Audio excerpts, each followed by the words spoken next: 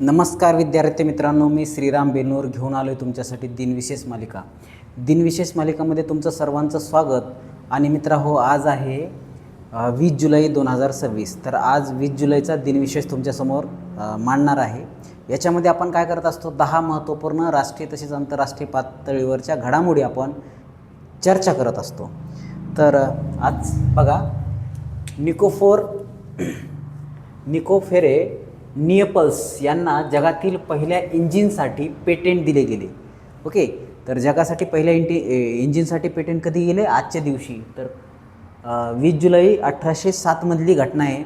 आणि इथून पेटेंट क्षेत्रामध्ये खूप मोठी उलाढाल झाली. इंजिनिअरिंग सेक्टरमध्ये उलाढाल झाली, कारण इंजिनचं पेटेंट भेटलं होतं.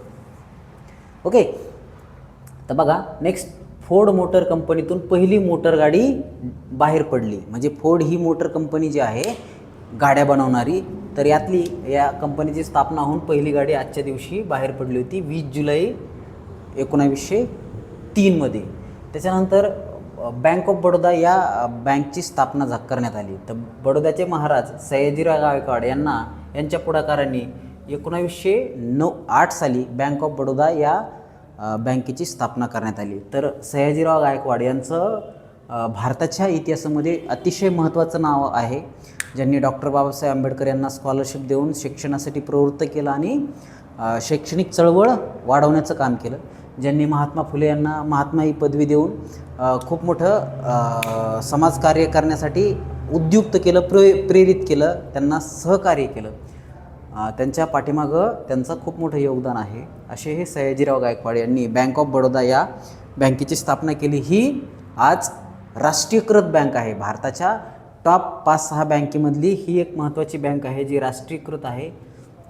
बँक ऑफ बडोदा या बँकेची आजच्या दिवशी स्थापना 1908 साली झाली.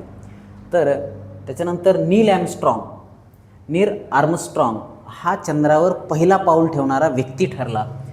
तर अपोलो 11 या चंद्रयान मोहिमेमध्ये 1969 साली 20 जुलैला नील आर्मस्ट्रॉंग आणि त्याचे सहकारी चंद्रावर उतरले. तर त्यावेळेस नील आर्मस्ट्रॉंग यांनी पहिलं पाऊल ठेवलं आणि ते पहिले मानव ठरले चंद्रावर जाणारे.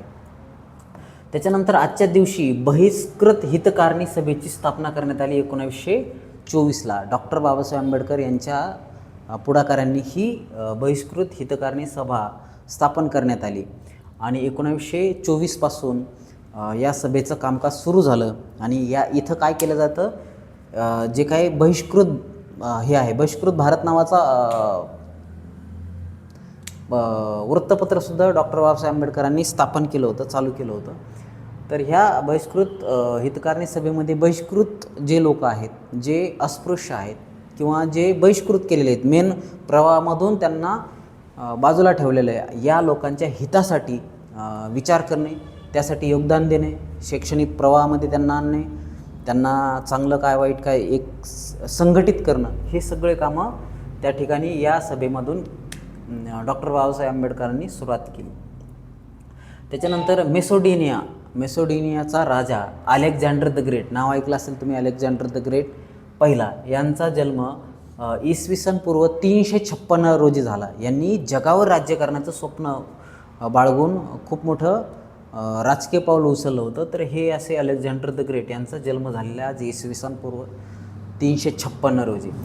त्याच्यानंतर माउंट एव्हरेस्ट सर्वप्रथम चढाई करणारे न्यूझीलंडचे गिर्यारोहक सर ॲडमिन हिलरी यांचा जन्म झालेला आहे आज. कोणाचा? सर ॲडमिन हिलरी यांचा जन्म 1919 साली झाला आहे. त्याच्यानंतर क्रांतिकारक बटुकेश्वर दत्त यांचे आज निधन झाले. तर थोर क्रांतिकारक बटुकेश्वर दत्त, जे की स्वातंत्र्य कार्यामध्ये त्यांचं खूप मोठं योगदान आहे. भगतसिंग, राजगुरू, सुखदेव यांच्यासोबत बटुकेश्वरांचं सुद्धा खूप मोठं योगदान आहे. बटुकेश्वर फक्त शहीद झाले नाही आणि हे बाकीचे शहीद झाले. बटुकेश्वरांनी 1965ला आपला नैसर्गिक पद्धतीने त्यांचा आजाराने त्यांचा मृत्यू झाला आणि बाकीच्यांना फाशी देण्यात आली. तर यांनीसुद्धा तुरुंग सहन केला, यांनीसुद्धा तुरुंगात यातना सहन केल्या, परंतु यांचा मृत्यू त्यांना फाशी न दिल्यामुळे शहीदचा दर्जा त्यांना मिळाला नाही. जसं शहीद ए आझम भगतसिंग म्हणतो आपण, तसं बटुकेश्वरांचं नाव एवढ्या मोठ्या प्रमाणात घेत नाहीत. परंतु त्यांचं पण खूप मोठं प्रचंड मोठं योगदान भारतीय स्वातंत्र्य लढ्यामध्ये आहे. त्याच्यानंतर अमेरिकन अभिनेता ब्रुसलीचं नाव ऐकलं असेल आपण सर्वांनी. ब्रुसलीचा आज मृत्यू झाला होता 1973ला. तर ब्रुसली हा कोण एक मार्शल आर्टिस्ट होता, अभिनेता होता आणि खूप मोठं व्यक्तिमत्व होतं ब्रुसली. ओके, त्यांचं निधन झालं होतं 1973ला. त्याच्यानंतर मुंबापुरी हे अल्पकालीन वर्तमानपत्र, तसं दर्पण नावाचं एक वृत्तपत्र बाळकृष्ण जांभेकर यांनी चालू केलं होतं. त्याच्या अगोदर हे मुंबापुरी वृत्तपत्र काही लोकांच्या मदतीने चालू झालं, पण काहीच काळ चाललं ते. तर हे मराठी वृत्तपत्र मुंबईमध्ये सुरू करण्यात आलं होतं. तर आपल्यासाठी टास्क आहे, ते वृत्तपत्र कधी सुरू झालं हे तुम्ही मला कमेंट सेक्शनमध्ये सांगायचं आहे. चला, धन्यवाद. आजचा दिवस तुम्हाला शुभ जाओ.